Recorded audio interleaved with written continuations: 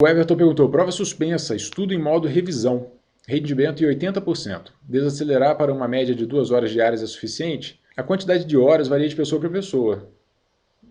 Faça o máximo que você aguentar sem ficar muito cansado. Porque com a prova suspensa você não pode queimar a largada mais. O ritmo pós-edital ele dura 2, 3 meses no máximo. Depois você fica exausto e não rende mais. Então, para todo mundo, prova foi suspensa, reduz a carga horária diária, pega um pouquinho mais leve, faz atividade física, cuida do sono, não sei o quê, porque a caminhada passou a ser de longo prazo. O professor estava fazendo parte de um grupo no Zap que muitos alunos estavam dizendo que estavam estudando para a área fiscal e controle. Isso é possível? Leandro, é super possível. Na verdade, é quase obrigatório, depois que você está muito avançado. Essas duas áreas são muito próximas, elas têm várias matérias em comum. Aí, de um lado, na área fiscal, você tem contabilidade geral e direito tributário, como maior ênfase, e na área controle você tem AFO e contabilidade pública.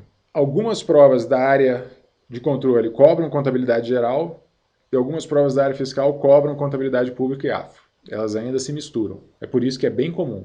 Mas você tem que estar avançado. Para estudar para as duas ao mesmo tempo, você tem que estar com quase todas as matérias de uma delas finalizada. Marcelo, professor, como objetivo final a Receita Federal, vale primeiro os comuns de analista e auditor? Ou inclui auditoria para abrir leque para outros fiscos? Marcelo, eu abriria o leque para outros fiscos. Eu estudaria para auditor, eu estudaria para a área fiscal, porque se você fizer isso, se preparar para auditor de qualquer prova da área fiscal, quando sair de analista, você vai estar over preparado. Você vai estar melhor do que quem focou só para analista. Eu recomendo focar só para analista, só para quem tem uma carga horária diária pequena de estudo, tipo 2 horas por dia, 2 horas e meia, e sabe que vai ser muito complicado bater um edital inteiro grande, então foca para analista. Fabiano, professor, quanto ao caderno de erros, se não devemos ler antes das questões, que horas revisar o material? Boa pergunta, Fabiano. Um conceito importante que você tem que ter é que o caderno de erros é dinâmico. Essa é uma ideia importante.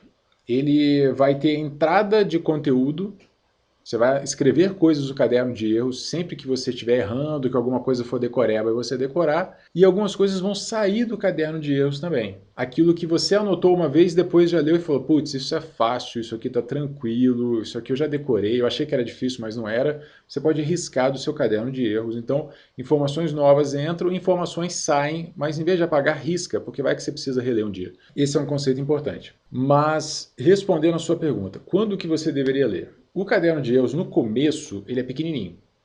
No primeiro dia que você monta o seu caderno de erros, ele vai ter 5 frases. Então, você relê aquilo ali em 2 minutos. No começo, não há necessidade de escolher um lugar específico no ciclo para o caderno de erros. Você pode, por exemplo, todo domingo à tarde, ler os seus cadernos de erros.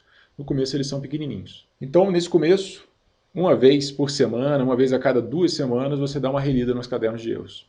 Tá? Vão tomar pouco tempo. Quando os cadernos ficarem maiores, aí você vai ter que achar um lugar para eles no seu ciclo. Seja num dia da semana, tipo todo domingo à tarde você estuda os cadernos de erros, ou seja num horário do ciclo. Tem matéria X, matéria Y, matéria caderno de erros, matéria A, B, C, caderno de erros. Você pode colocar dessa forma também. Fica livre, vai de como você está lidando com o seu caderno de erros, tá? Fabiano falou, respondeu, mestre, só uma questão também há um tempo ideal de ler o material depois de fazer as questões?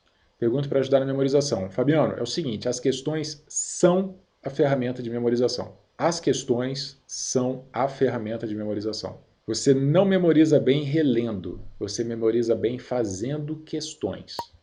Eu sei que é diferente, é contra-intuitivo, não faz sentido, mas é.